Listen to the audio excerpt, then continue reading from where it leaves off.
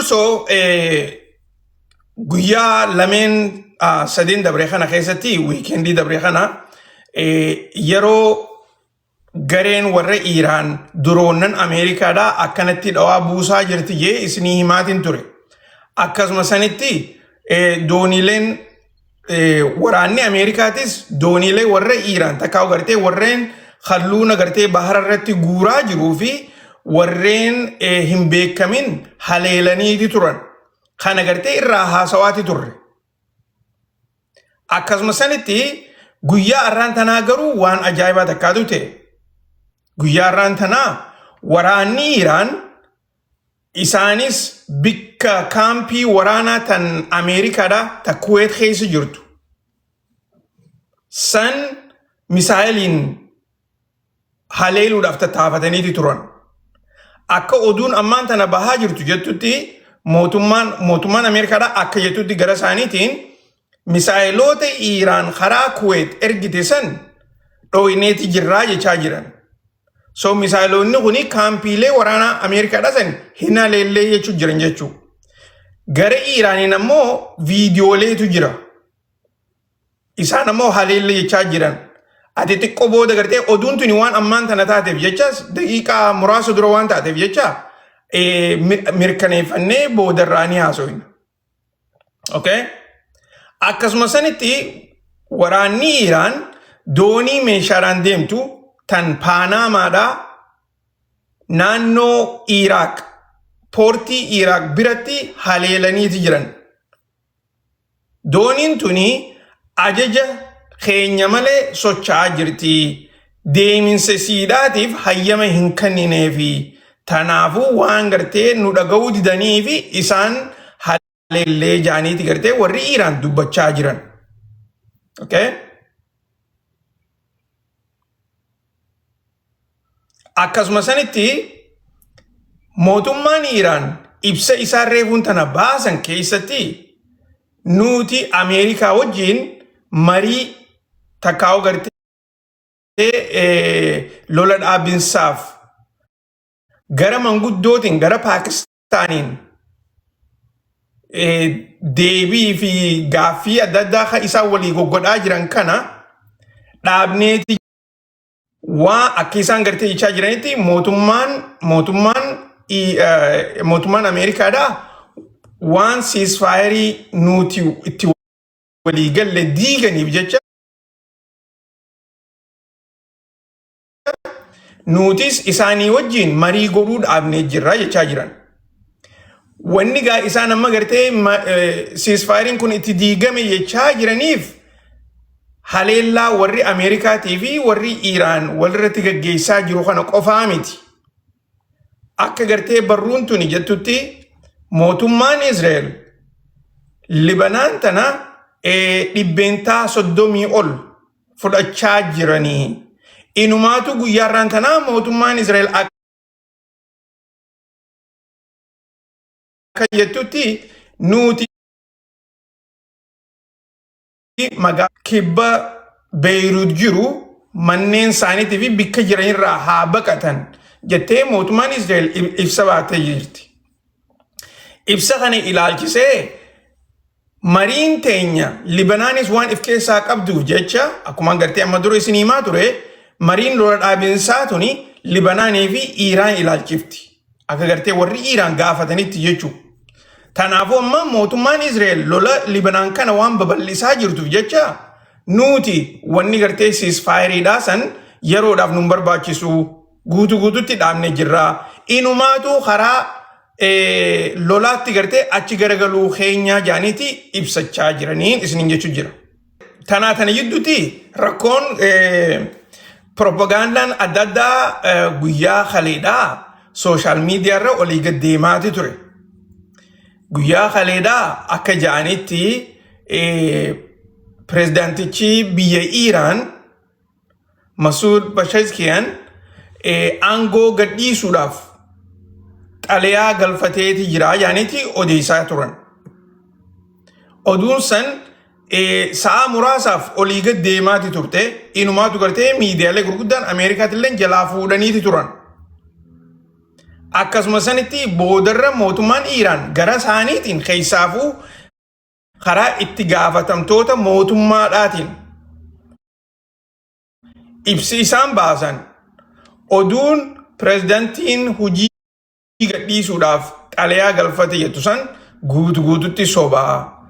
Kunoo pirezidantiin akkanatti bikka adda addaa gartee guyyaa irraan tanaa dhaqee marii adda addaa gaggeessaa jira inumaatu gartee ammaa ummata hojii jira jedhaniiti viidiyooleedhaa fi footoo isaa gartee qophii adda addaa gaggeessaa jiru garsiisaa turan.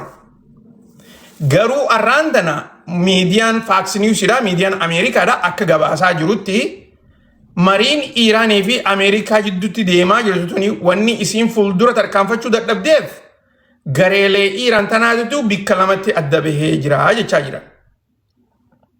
Okay? Gareen Iiraan bikka lamatti adda bahaniiti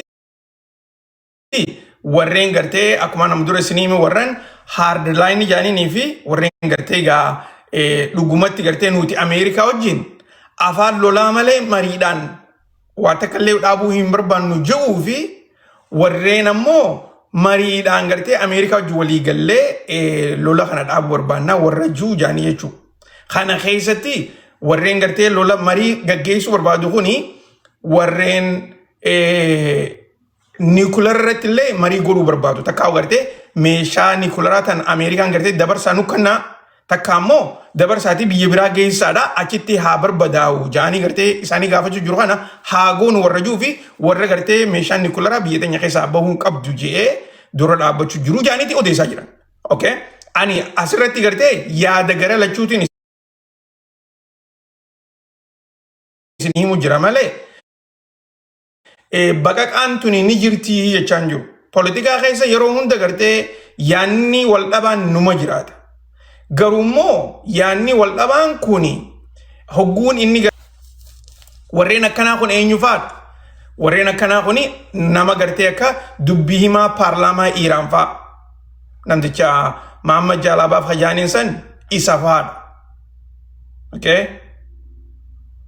Jaalabaaf jechuun warra gartee hardlaayinitti beekamu sanirraayi.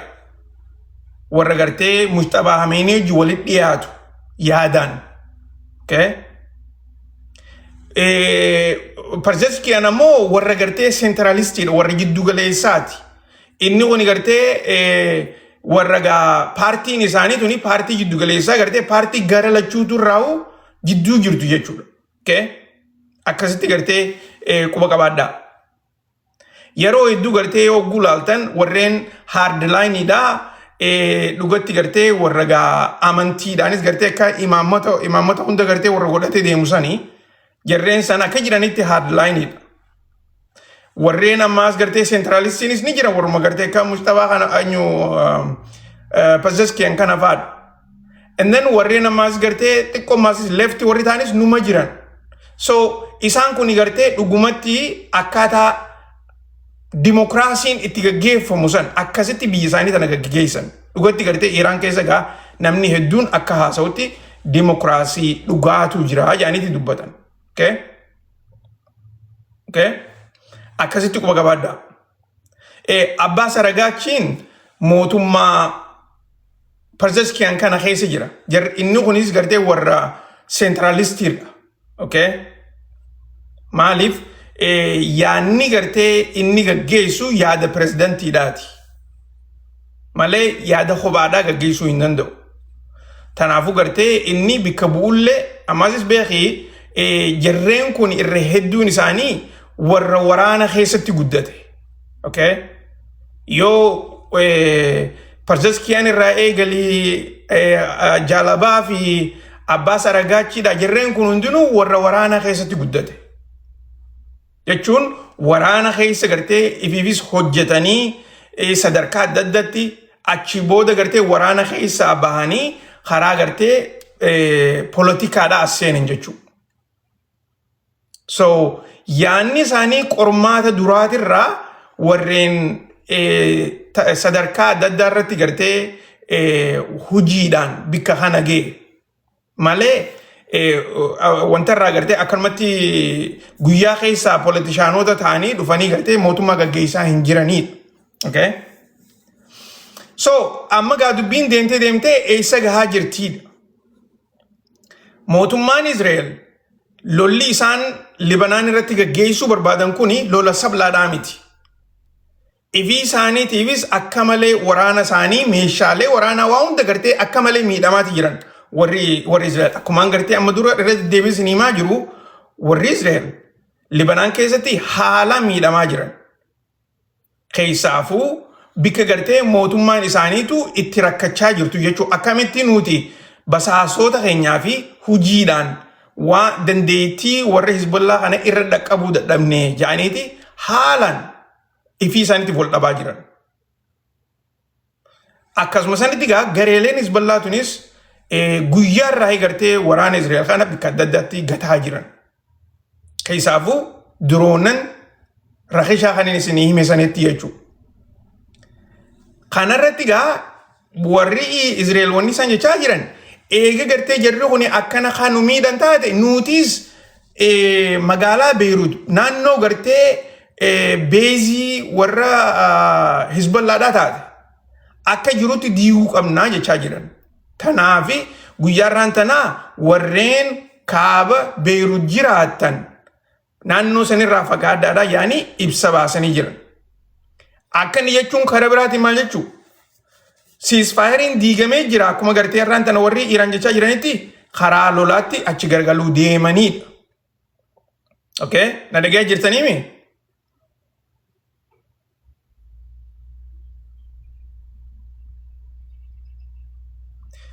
Tanaafin gartee amma warreen akka dubbii himaan paarlaamaa kan biyya Iraan kuni Mahamad Jalabaaf kuni waniin isiniin jechaa jiru namtichi kuni warra gartee nuti qubni keenya ammallee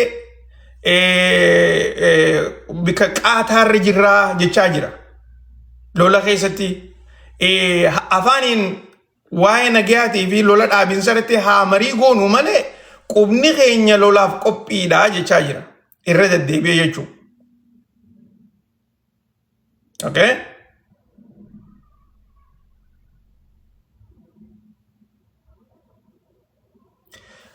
Dubagaa gara haaniin pirezidantiin Ameerikaadhaa akka jechaa jirutti qabxiileen nuti Iraanitti ergine tun qabxii xumuraati. Isaan kun gartee waan nuti jennuun kana daddafanii godhuu qabanii jeeti guyyaarraan tanaatti dubbachaa jira.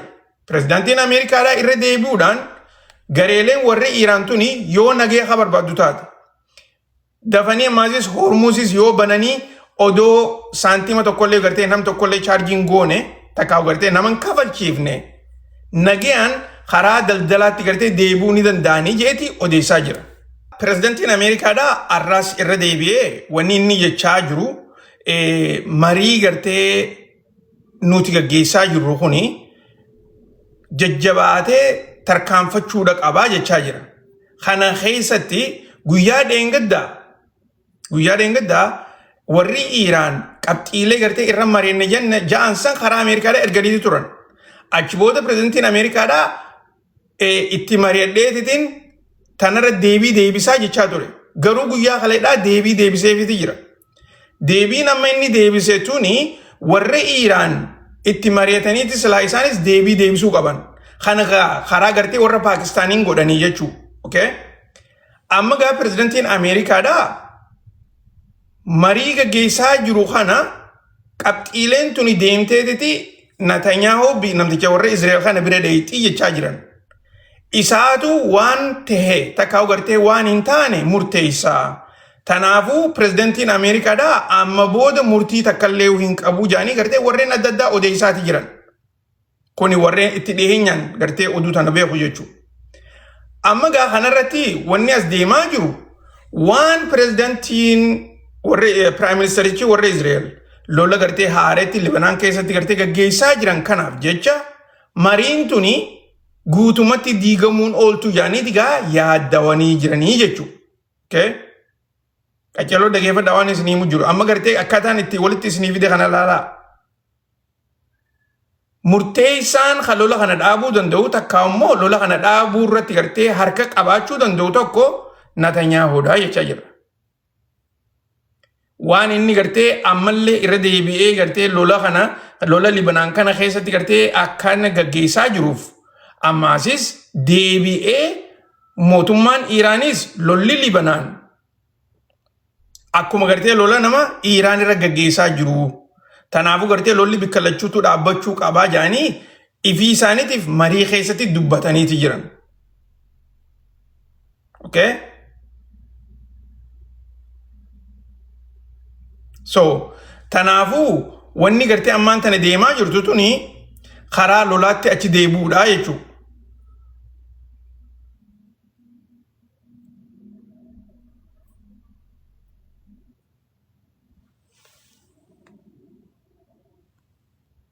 Okay.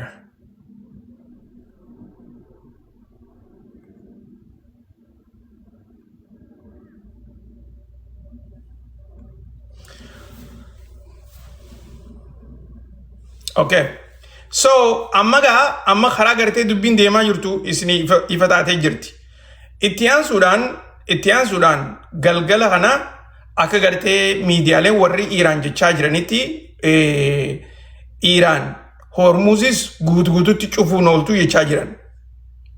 Yoo yaadattan guyyaalee muraasa dabre kana keessatti dooniileen dabraatii jirti. Dooniileen gartee warri Iraan hayyamaniif jechuu hayyama godhaniif akkasuma sanitti yeroo duraatiif Iraan eega gartee dhaabbata Hormuz gaggeessu jaarratan booda horiillee dooniirraa gurrachuu jiraachuu isaanii guyyaa kaleedhaa ibsaniiti jiran.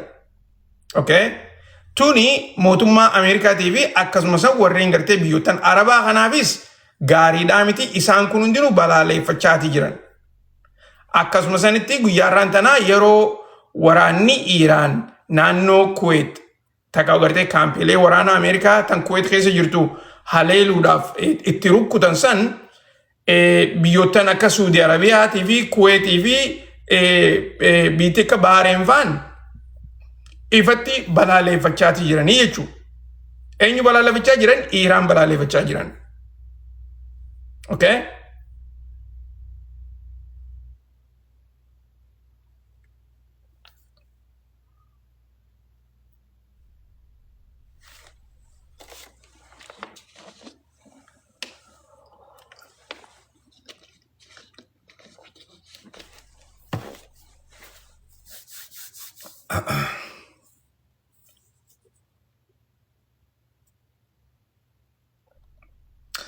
Amma marsaan itti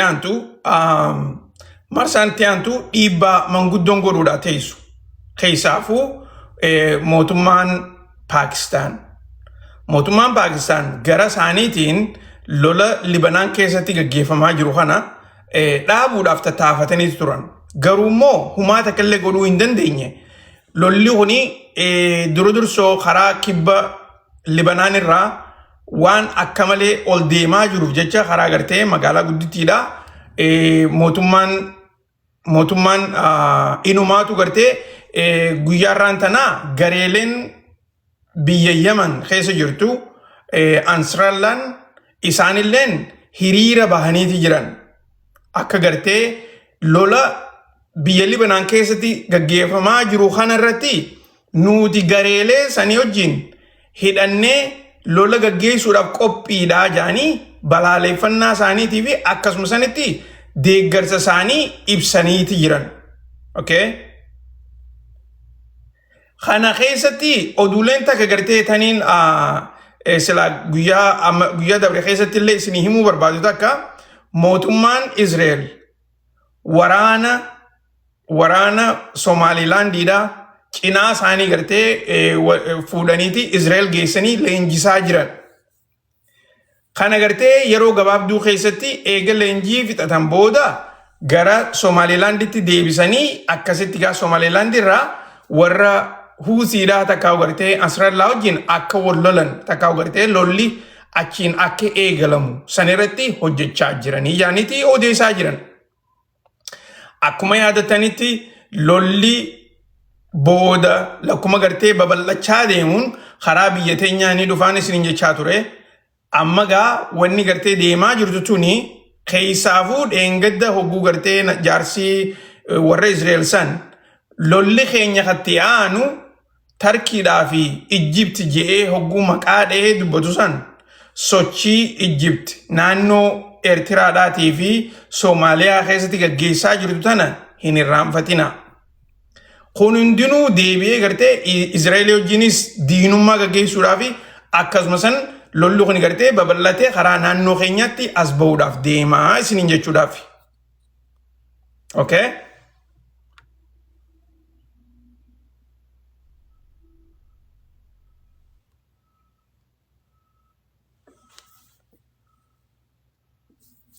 Amma kuni galala keessaafuu gartee waraanni warra Somaalilaandiidha Israa'el dhaqee leenjifamee achirraa hogguu as deebi'e diinni isaan gartee amma walloluudhaaf ta'aniin warra Yamani. Yaman qofallee isinitti fakkaateen ammoo isaan gartee Yamanitti haa xiyyeeffatanii malee Soomaaliyaa wajjinis walloluudhaaf ta'an. Okay? Amma lolli xixiqqaan tokko ni jira Soomaaliyaadhaa fi Somaalilaandii gidduu yoo gartee gaa oduulee naannoo sanii quba qabaatan lolli xixiqqaan tokko numa jira wallolaatuma jiran ammoo jabeessanii gartee itti fufuudhaaf deeman jechuudha. Okay?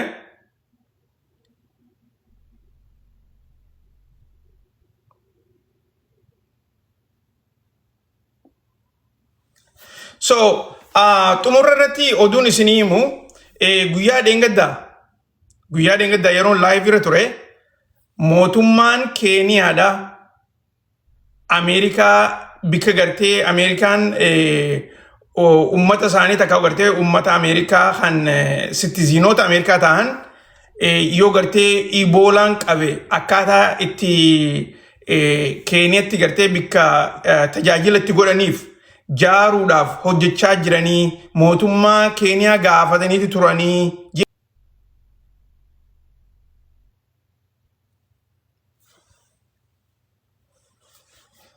So oduu gartee jarreen warreen Ameerikaadha Keeniyaa keessatti bikka Iboolaadha godhuudhaa san mootummaan Keeniyaadha Ameerikaadhaaf hayyamteetu turte achi booda immoo gareeleen adda addaa mootummaa Keeniyaa dura dhaabbachuudhaan yaada san fuudhanii mana seeraatti dhiisanii turan. Supreme Courtiin Keeniyaadha wanni kuni akkan taane ja'aniiti dhoorkanii turan.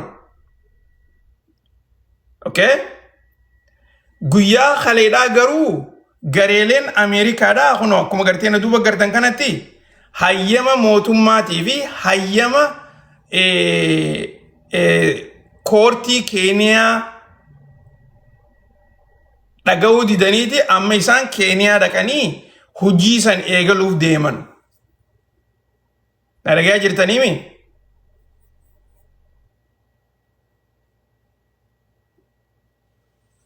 Akkuma garteen duuba gartan kanatti hojjettoonni Ameerikaadha Keeniyaa dhaqaniiti hayyama gartee mana seeraa waan manni seeraa Keeniyaadhaa dhoorke.